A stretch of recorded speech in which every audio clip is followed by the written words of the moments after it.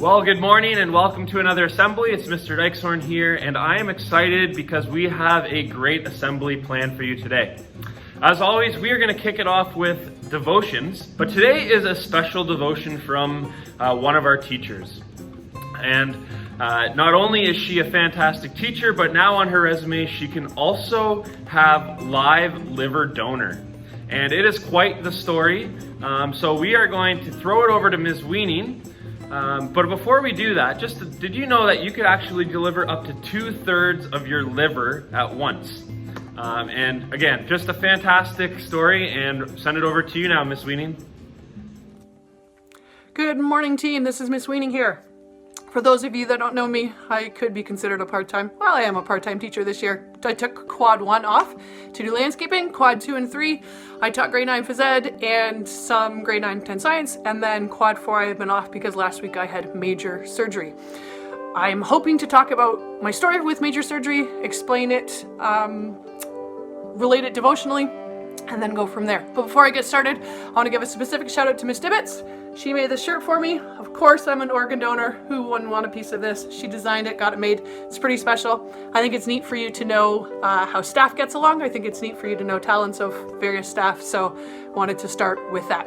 Last Monday, my friend drops me off at the hospital early Monday morning. I'm there just before 6 o'clock, line up outside the hospital, and it felt like I was going on a trip. I felt like I was going on an adventure. We texted about it afterwards. She felt it was similar. It was kind of like an airport drop-off. She was not jealous of what I was about to embark on, but I was pretty pumped. So signed in, pre-op, the not regular stuff, but surgery stuff. There's about 20 pre-op beds. There's only 3 or 4 patients there because elective surgeries have been canceled because of COVID. So it wasn't nearly as bustling as it was, but I sat there, I took it all in. I absorbed it. Not once was I nervous. I was pumped. Last Monday, I was pumped. So I had surgery start at 8 o'clock. 3 to 4 hours later, they started prepping the recipient. When I went into surgery, I knew that there was a chance that it still might not go through, depending on things that they wouldn't be able to tell until they actually opened me up. But they determined that I was suitable, and away they went. So surgery started at 8, and it's just like you'd see in the movies and the TV shows. I love medical dramas. So I'm in the OR. There's 3 anesthesiologists, Dr. McGinn, Elise, and the third, and they're looking at me with their gear on. They did what they call a timeout, where they went through, this is Miss Rachel Weaning, she is this and this and this, and everyone in the OR was updated on who I was, what I was there for, which was pretty neat. And then I had the mask, and I sadly didn't get to count down, because that's something I've has been fun, but I did wake up in the afternoon at 6:30 at night, is the next time that I remember. So, like I said, surgery started at 8, 6:30 at night. I remember the surgeon, Dr. Ganikar, coming into my room and saying that was a perfect transplant. I remember hearing the word perfect. Then 9 o'clock, the surgeon, Dr. Cottrell, who worked on the recipient, came in and said, your recipient could not ask for a more perfect liver. I'm okay with that. So I don't remember much from last Monday, but I remember hearing the word perfect from 2 different surgeons.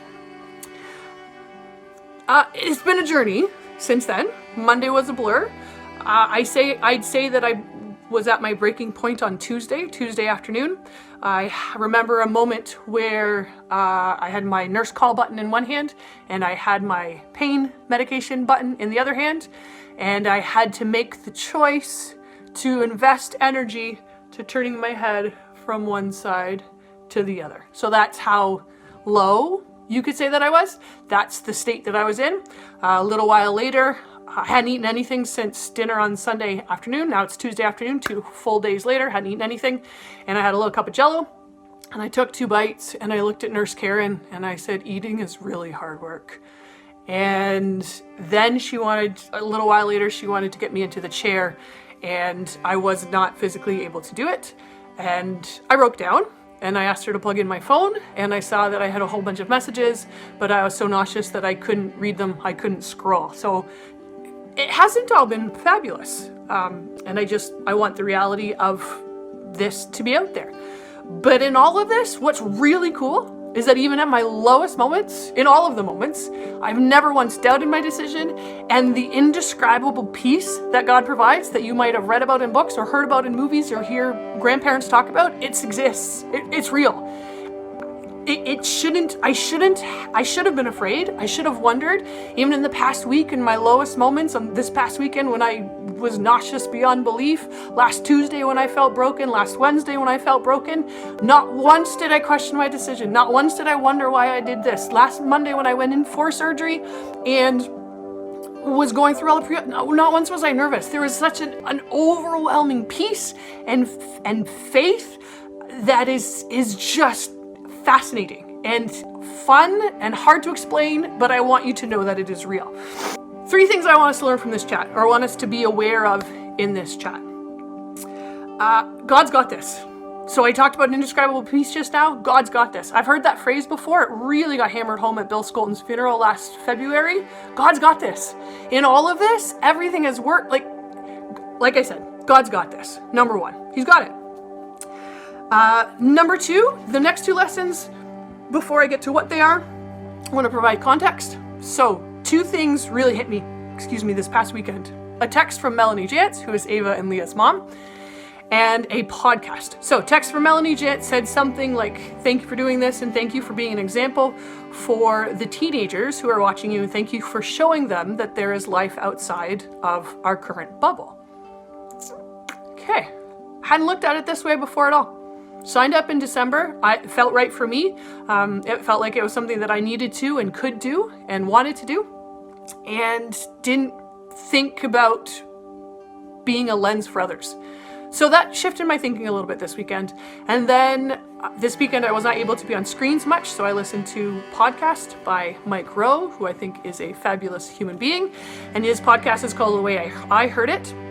They're all 5 to 10 minutes long. Highly recommend them. Episode number 86, I think, it's called Francisco's Flakes, talks about how cornflake cereal, somebody who dies from a shark, a clerk who forgot to copyright a film, talks about how everything is connected, uses that as an example of how all of us are connected and how our lives are intertwined and we all matter.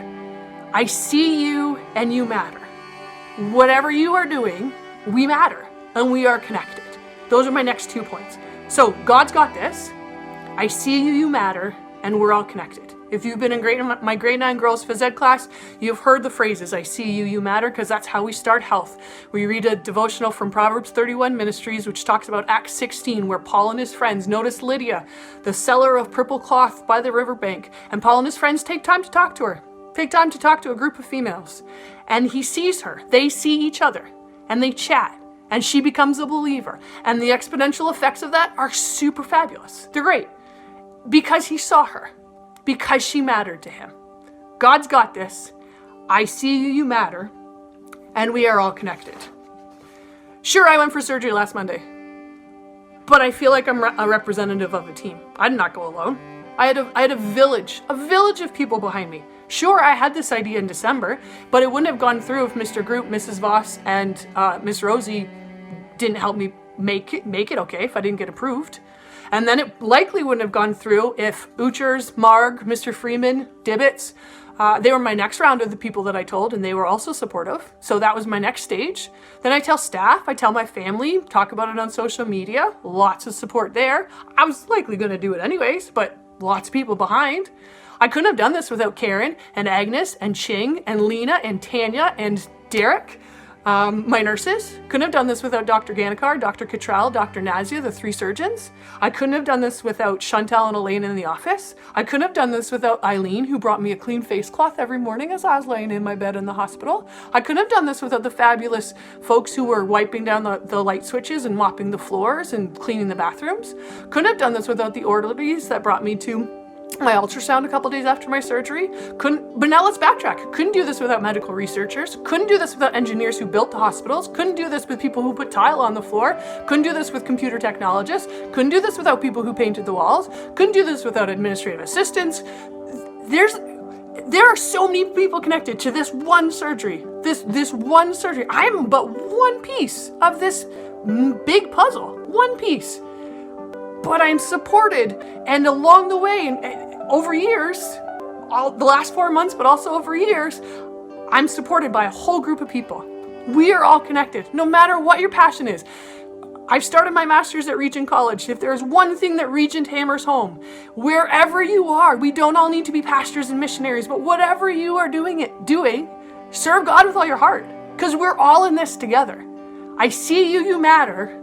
God's got this, and we're all connected. No matter what you choose to do with your life, God's in it, and you can serve, you can impact people, you can impact his world in a variety of ways. And that doesn't need to be missionaries flying on a plane.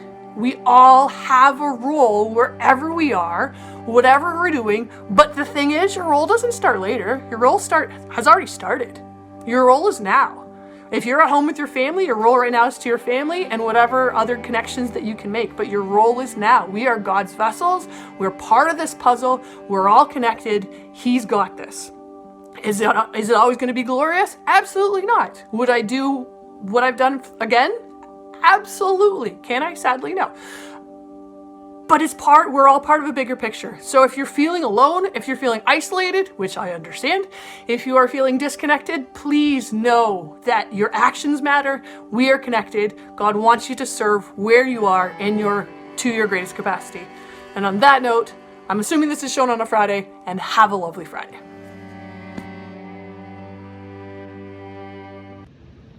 Well, thanks, Ms. Weening. It is not very often that we can say that we have had someone on our staff donate 2/3 of their liver. I'm pretty sure, and we'd have to check the archives, but I'm sure you're the only one.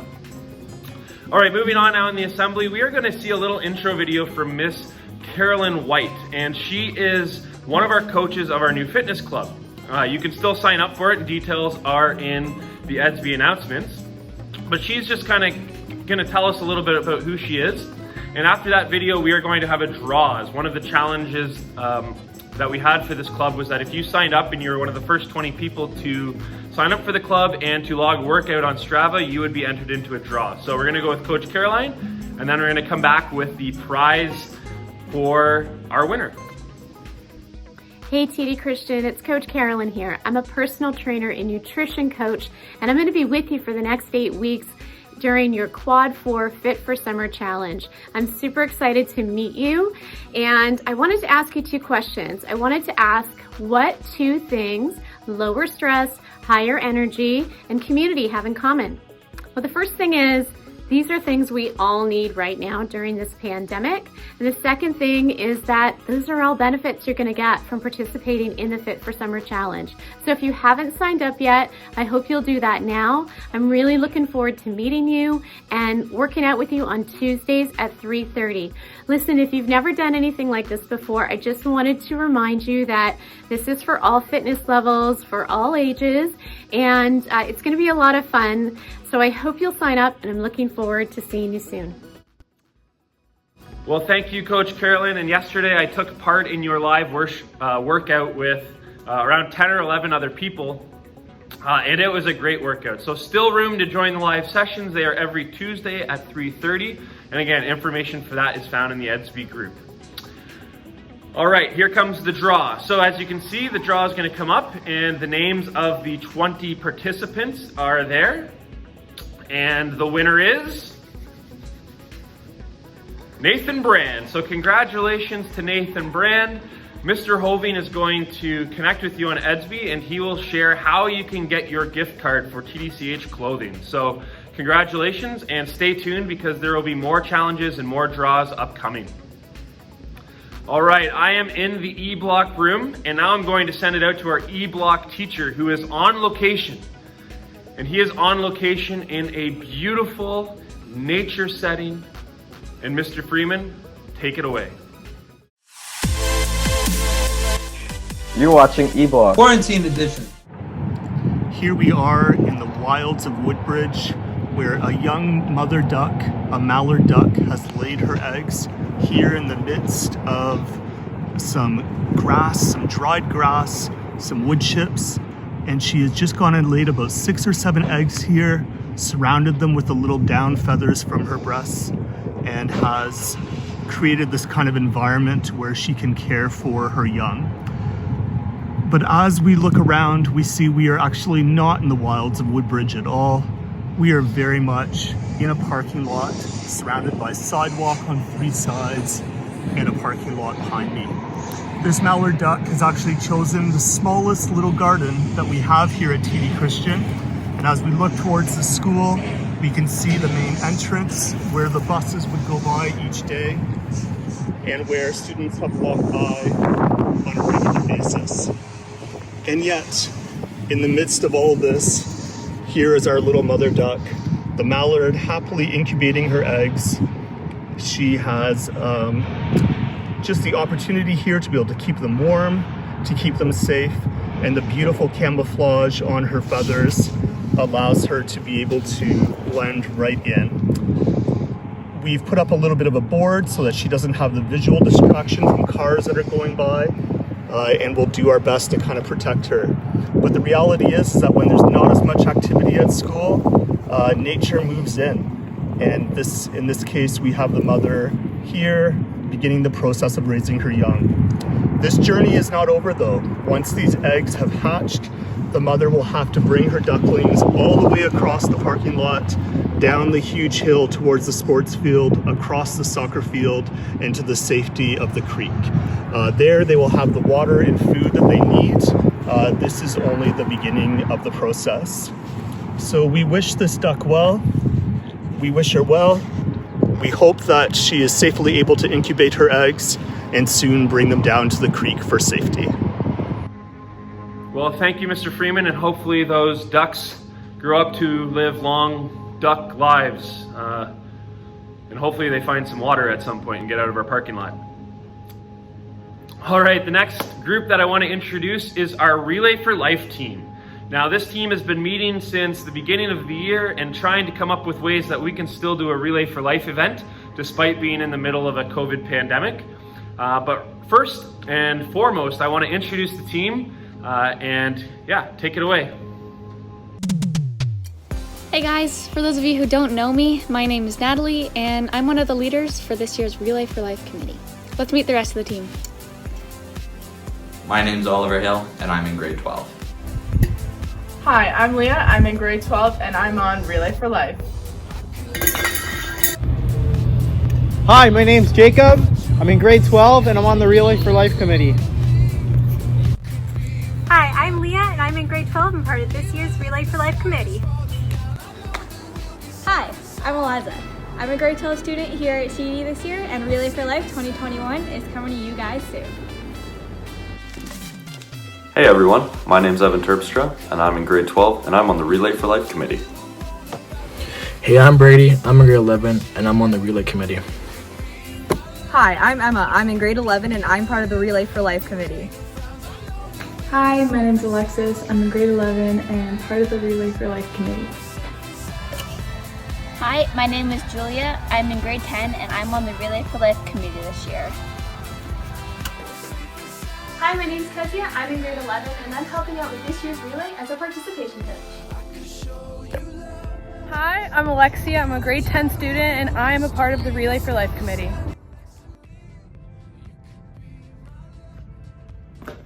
Well, my name is Mr. Dykeshorn and I am helping lead this team do relay this year. You can follow us on Instagram at TD Christian Relay for more updates and more information will be rolling out over the next few weeks. Thank you for doing our relay days with us and wearing gray yesterday.